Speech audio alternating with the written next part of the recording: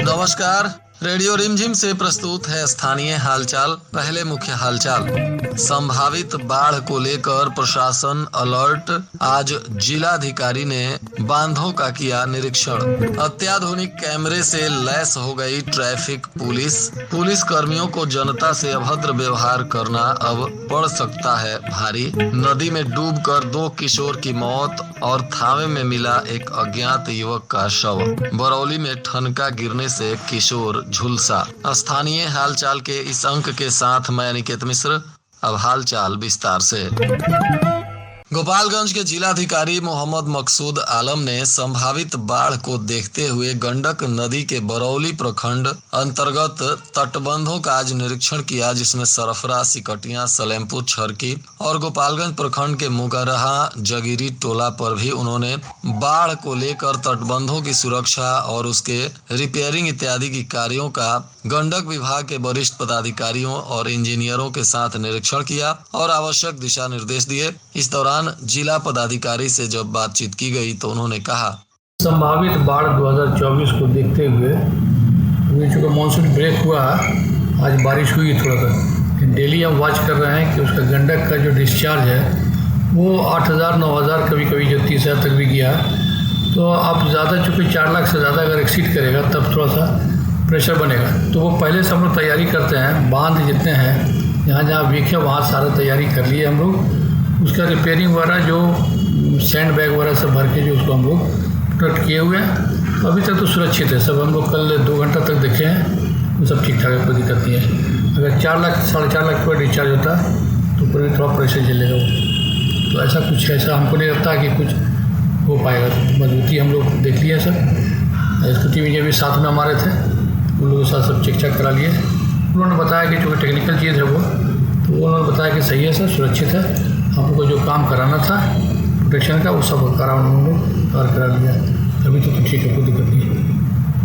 Police अधीक्षक स्वर्ण प्रभात के निर्देश पर गोपालगंज ट्रैफिक पुलिस को अत्याधुनिक सुविधाओं से लैस किया जा रहा है। सरकार के द्वारा भी इन पुलिस कर्मियों को हाई टेक्नोलॉजी सुविधाएं दी जा रही हैं। इसी कड़ी में आज ट्रैफिक ड्यूटी में तैनात पुलिस कर्मियों को बॉडी वॉर्न कैमरा से लैस किया गया। इस मामले में आज ट्रैफिक डीएसपी शैलेश मिश्रा से जब बातचीत की गई तो उन्होंने बताया, हमारे पुलिस अधीक्षक महोदय निरंतर प्रयासरत हैं कि हमारी ट्रैफिक पुलिस जो गोपालगंज की है उसको स्मार्ट बनाया जाए और हर तरीके से समृद्ध किया जाए, तकनीकी रूप से या फिर इक्विपमेंट से समृद्ध किया जाए। महानगरों के तर्ज पर हमारे यहाँ भी जो ट्रैफिक पुलिस के जवान हैं, लगभग 6 जवानों को बॉडी वॉर्न कैमरा दिया गया। बेसिकली इसका पर्पज ये है कि आमतौर पर ये कभी कभी ऐसा होता है कि कुछ लोगों के द्वारा एक शिकायत की जाती है कि वो जब गाड़ी चला रहे थे तो हेलमेट पहने थे या सीट बेल्ट लगाए हुए थे। ये शिकायत की जाती है कि लगाए होने के बावजूद भी पुलिस के जवानों के द्वारा, ट्रैफिक के जवानों के द्वारा उनका फाइन काट दिया जाता है। तो उस शिकायत पे कार्रवाई करने के लिए, उन शिकायतों पर जांच करने के लिए या उनका खंडन करने के लिए ये बॉडी वॉर्न कैमरा लगाया गया है। इसमें वो सारी चीज़ें रिकॉर्ड होंगी। ये बॉडी वॉर्न कैमरे में, इस बॉडी वॉर्न कैमरे में 32 GB का एक चिप्स लगा हुआ है जो सारी घटनाक्रम को जब ऑन रहेगा तो सामने जो भी घटना होगी या बातचीत होगी या जो भी क्रियाकलाप होगा सबको रिकॉर्ड करेगा, बाद में जिसे कंप्यूटर पर शिफ्ट किया जा सकता है। तो इन शिकायतों को दूर करने के लिए, या कभी कभी ऐसा भी होता है कि कुछ लोग ये कहते हैं कि पुलिस के जवानों के द्वारा, ट्रैफिक के जवानों के द्वारा उनके साथ बदतमीजी की गई या फिर मारपीट की गई। तो ऐसी शिकायतों पर कार्रवाई करने के लिए या उनकी शिकायतों का, झूठी शिकायतों का खंडन करने के लिए ये व्यवस्था की गई है। हमारे पुलिस अधीक्षक महोदय के द्वारा आज उनके निर्देश से 6 लोगों को फिलहाल अभी बॉडी वॉर्न कैमरा दिया गया है। ये लोग जब फाइन काटेंगे तो इनका कैमरा ऑन रहेगा और कोई भी गलत शिकायत नहीं कर सकेगा। अगर ये गलत करेंगे तो इनके विरुद्ध कार्रवाई होगी और दूसरा कोई गलत शिकायत करेगा तो उसका खंडन किया जाएगा। जो भी संबंधित कार्रवाई होगी वो कार्रवाई की जाएगी। धन्यवाद। इधर विजयपुर थाना क्षेत्र के रामनगर गांव में 2 बच्चे तालाब में डूब गए, जिसके बाद इनकी मौत हो गई। बताया जा रहा है कि मृतक इदरिस अंसारी का 9 वर्षीय पुत्र इम्तियाज और मोहम्मद अली की पुत्री शबनम खातून है। गांव के ही तालाब में ये लोग नहा रहे थे। इसी दौरान गहरे पानी में चले गए, जिससे दोनों की मौत हो गई। हालांकि बताया जा रहा है कि पहले शबनम डूबने लगी, जिसके बाद उसे बचाने इम्तियाज गया तो वह भी डूब गया। शोरगुल सुनकर स्थानीय लोग पहुंचे, तब तक दोनों की मौत हो चुकी थी। दोनों का शव तालाब से बाहर निकाला गया और इसकी सूचना पुलिस को दी गई। पुलिस ने शव को कब्जे में लेकर पोस्टमार्टम कराने के बाद परिजनों को सौंप दिया है। यह घटना मंगलवार की शाम 4 बजे की बताई जा रही है। मृत बच्चों की मां की तबीयत घटना के बाद से काफी खराब है। इस दुखद परिस्थिति में परिजन फिलहाल कुछ भी बोलने से असमर्थ दिखाई दे रहे हैं। इधर पुलिस अधीक्षक स्वर्ण प्रभात को जानकारी मिली थी कि जिले में तैनात पुलिसकर्मी आम जनता से कहीं कहीं अभद्र व्यवहार भी करते हैं। कुछ लोगों से अनावश्यक मारपीट अथवा उन्हें थाने में लाकर बिठाने की बात सामने आई थी, जिसको लेकर उन्होंने तमाम पुलिसकर्मियों को हिदायत दिया है कि कहीं भी जनता के साथ, निर्दोष लोगों के साथ कोई भी अभद्र व्यवहार नहीं करना है, किसी को परेशान नहीं करना है, किसी को वर्दी का धौंस नहीं दिखाना है। इस मामले में उनको शिकायत मिली थी कि मीरगंज थाने में विकास बिट्टू जो दरोगा हैं, उनके द्वारा सिवान के मंटू कुमार के साथ कुछ मारपीट किया गया था, अभद्र व्यवहार की गई थी। जिसके बाद उन्होंने मीरगंज के सीआई से इसकी जांच कराई, जिसमें विकास बिट्टू दोषी पाए गए। इसके बाद अब पुलिस अधीक्षक ने उन पर विभागीय कार्रवाई शुरू करने का निर्देश दिया। साथ ही कहा कि ऐसे दूसरे पुलिस कर्मियों की भी पहचान की जा रही है जो अनावश्यक रूप से लोगों को परेशान करते हैं, उन पर विभागीय कार्रवाई की जाएगी। बरौली थाना क्षेत्र के कोटवा वार्ड नंबर 6 में ठनका के चपेट में आने से एक किशोर झुलस गया। बताया जा रहा है कि यह किशोर अशोक यादव का 12 वर्षीय पुत्र अभिषेक कुमार है, जो घर के बाहर आम के पेड़ के पास खेल रहा था। इसी दौरान सुबह आज आकाशीय बिजली गिर गई, जिसके चपेट में आकर यह झुलस गया। परिजन इसे तुरंत अस्पताल में पहुंचाए, जहां डॉक्टर इसका इलाज कर रहे हैं। जिलाधिकारी मोहम्मद मकसूद आलम ने आज बरौली अंचल कार्यालय और बरौली प्रखंड कार्यालय सहित तमाम बरौली क्षेत्र का औचक निरीक्षण किया।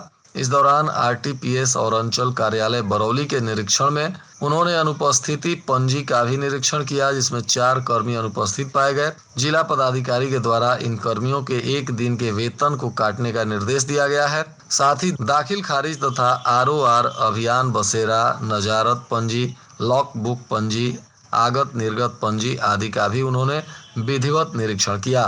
अत्यधिक मामलों के लंबित होने पर जिला पदाधिकारी के द्वारा कड़ी प्रतिक्रिया व्यक्त करते हुए अंचल अधिकारी बरौली को निर्देश दिया गया कि आरटीपीएस से संबंधित एक भी मामला लंबित नहीं रहना चाहिए। इधर थावे पुलिस ने मंगलवार की शाम को छापेमारी कर शराब के साथ एक युवक को थावे दुर्गा मंदिर बैरियर के पास से गिरफ्तार कर लिया। यह विदेशी टोला गांव का ब्यास शाह बताया जा रहा है, जिसे पुलिस ने उत्पाद अधिनियम के तहत न्यायिक हिरासत में भेज दिया। इधर ट्रैफिक पुलिस लगातार वाहन जांच अभियान चलाकर लोगों को ट्रैफिक नियमों का पालन करने के लिए काम कर रही है। इसी कड़ी में ट्रैफिक डीएसपी शैलेश मिश्रा के निर्देश पर जगह जगह वाहनों की जांच की जा रही है। आज पोस्ट ऑफिस मोड़ के पास एक उत्पाद विभाग की वैन खड़ी थी, जो प्रतिदिन अवैध रूप से यहाँ खड़ी की जाती है। बताया जा रहा है कि इस पर नंबर प्लेट भी नहीं लगा है, जिसको लेकर आज ट्रैफिक विभाग ने इस पर जुर्माना लगाया। बताया जा रहा है कि कई बार वार्निंग देने के बाद भी उत्पाद विभाग की यह वैन लगातार पोस्ट ऑफिस मोड़ पर खड़ी कर दी जाती है, जिससे लोगों को आने जाने में परेशानी होती है और ट्रैफिक जाम की स्थिति उत्पन्न हो जाती है। इसी को लेकर आज उत्पाद विभाग की इस गाड़ी को भी जुर्माना भरना पड़ा। बैकुंठपुर थाना क्षेत्र के बनकटी गांव में पागल सियार ने 2 लोगों को काटकर घायल कर दिया। घायलों में रुस्तम अंसारी और नूर अहमद अंसारी शामिल हैं। दोनों का इलाज सरकारी अस्पताल में चल रहा है। बैकुंठपुर थाना क्षेत्र के हेमू छपरा गांव में आपसी विवाद को लेकर मारपीट की घटना हो गई, जिसमें 3 लोग घायल हैं। घायलों में अमरुद्दीन अंसारी, जैबुन खातून और फतेह आलम शामिल हैं। सभी का इलाज सरकारी अस्पताल में चल रहा है। पुलिस इनके मामलों की तफ्तीश कर रही है। गोपालगंज स्वास्थ्य विभाग के द्वारा आज रक्तदान शिविर का आयोजन किया गया था, जिसमें कई स्वास्थ्य कर्मियों ने रक्तदान किया और लोगों से भी अपील की कि सभी लोग रक्तदान करें। रक्तदान से कई लोगों की जीवन बचाई जा सकती है। बुधवार की सुबह आई झमाझम मूसलाधार बारिश ने गोपालगंज शहर में नगर परिषद के कार्यों पर कई सवाल खड़ा कर दिया। दरअसल इस 1 घंटे की बारिश में कलेक्टेरिएट परिसर भी जहां बाढ़ में डूब गया, तो वहीं कचहरी परिसर में भी कई जगह जल जमाव की स्थिति दिखी। सर्वाधिक पानी तो जिला शिक्षा विभाग के परिसर में लगा हुआ है, जहां 1.5 से 2 फीट तक पानी सभी परिसर में भर गया। यहाँ लाइब्रेरी है, यहाँ विद्यालय है, इस परिसर में ट्रेजरी है और हमेशा यहाँ प्रशासनिक लोगों का आवागमन रहता ही है। साथ ही आम लोगों की भी जरूरतें इस परिसर से हमेशा पड़ती रहती हैं। उसके बावजूद भी आज पूरा दिन जल जमाव से यह परिसर लोगों को परेशान करता रहा। इधर बुधवार की सुबह थामे दुर्गा मंदिर के पास स्थित गोलंबर चौक के समीप मुख्य सड़क के पास एक पुल के नीचे झाड़ी में अज्ञात व्यक्ति का शव मिला है, जिसके बाद क्षेत्र में सनसनी फैल गई। लोगों ने इसकी जानकारी पुलिस को दी। पुलिस ने शव को कब्जे में लेकर पोस्टमार्टम कराने के बाद शव को 72 घंटों के लिए रेफ्रिजरेटर में रखवा दिया है। इस शव की पहचान नहीं हो पा रही है। हालांकि पुलिस अधीक्षक ने इसमें बताया है कि स्थानीय लोगों से पूछताछ में पता चला है कि यह आदमी विक्षिप्त रूप से लगभग 1 हफ्तों से इधर आसपास के क्षेत्रों में दिखाई देता था, परंतु अचानक इसका शव मिला है। हालांकि शव में कुछ जगहों पर खून के निशान भी मिले हैं, जिसको लेकर लोगों को कई तरह की आशंकाएं हो रही हैं। पुलिस ने हालांकि शव को कब्जे में रख लिया है और फिलहाल इस मामले की जांच पड़ताल कर रही है। और आज के मौसम का तापमान गोपालगंज में न्यूनतम 26 डिग्री सेल्सियस और अधिकतम 37 डिग्री सेल्सियस रहने की संभावना है। अंत में मुख्य हालचाल एक बार फिर। संभावित बाढ़ को लेकर प्रशासन अलर्ट। आज जिलाधिकारी ने बांधों का किया निरीक्षण। अत्याधुनिक कैमरे से लैस हो गई ट्रैफिक पुलिस। पुलिस कर्मियों को जनता से अभद्र व्यवहार करना अब पड़ सकता है भारी। नदी में डूबकर 2 किशोर की मौत और थावे में मिला एक अज्ञात युवक का शव। बरौली में ठनका गिरने से किशोर झुलसा। इसके साथ ही रेडियो रिमझिम से प्रसारित स्थानीय हालचाल का यह अंक समाप्त हुआ। नमस्कार।